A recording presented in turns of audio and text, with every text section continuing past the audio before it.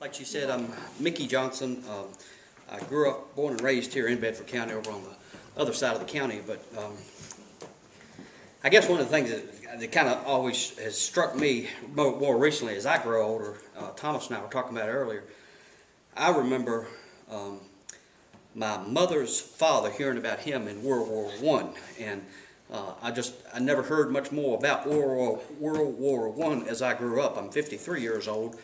I heard a lot about World War II, and I guess one of the reasons I didn't hear so much about World War I is because most of them had died, had passed away, and now you hear less and less about World War II, and for the same reasons, is that we're losing so many of our World War II veterans.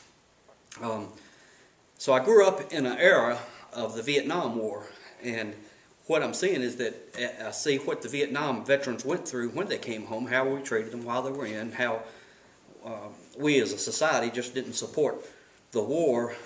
And it's okay not to support the war, but what I find is that we didn't support the soldiers either in the late 60s and early 70s. And we seem to be doing a lot better job of that these days, and I'm very, very happy to see that. One of the things that I want to do is there were over 58,000 Americans killed in Vietnam, and I'd like to see us recognize them and do something for them before they're in their 70s and 80s, like we did with the D-Day and a lot of other World War II. And the Korean War. Oh my gosh, the Korean is just right there with Vietnam. I mean, it's, you know, we had 3 boys here in Bedford killed in Korea. Bobby Daniels was one, and his brother was Eddie Daniels, who was killed in Vietnam. So we lost, the Daniels family lost one in Korea, one in Vietnam, and then had one wounded in Vietnam, and then had another one. His number was up to be drafted, but thank goodness they pulled him because he had one brother wounded, one brother killed, and one brother killed in Korea.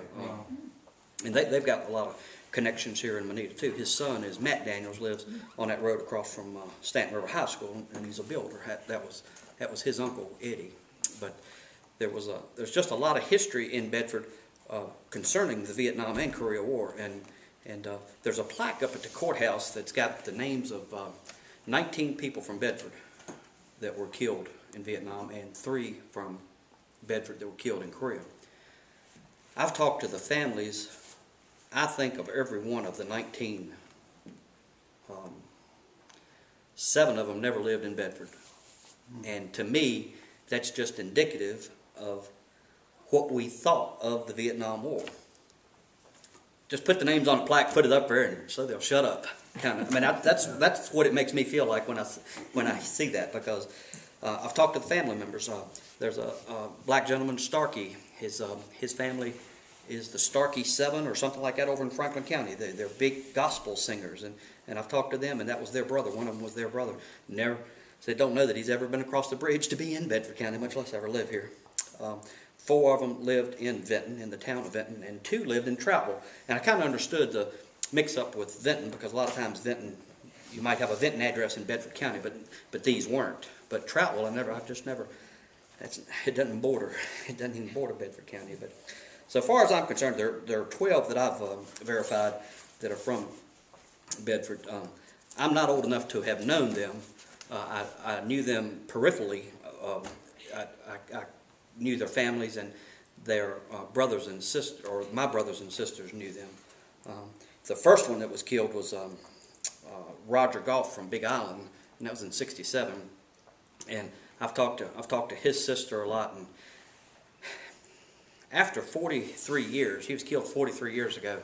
If you can kind of put yourself in her position, having lived through, having lost somebody in Vietnam and then feeling like nobody cared or remembered, and then 43 years later, getting a phone call from me telling them what I was doing, and man, I mean, it's just been an emotional roller coaster for me talking to the survivors of these 12 guys from Bedford, 12 men from Bedford, because the people are just so happy that someone cares and someone's going to keep their memory alive, and that's all my goal is just, we can't forget them. We can't let our children forget them. We can't let our family and our future generations forget the sacrifices that have been made by all of our veterans.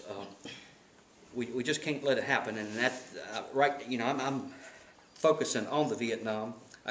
We can't do them all at one time, but I'm focusing on the Vietnam right now. And what I really want to do is have a Vietnam War Memorial Garden placed in Bedford somewhere. What I would like to see is about a 20-foot by 20-foot flower garden with a plaque with the names engraved of the people from Bedford and the and a bench there put up.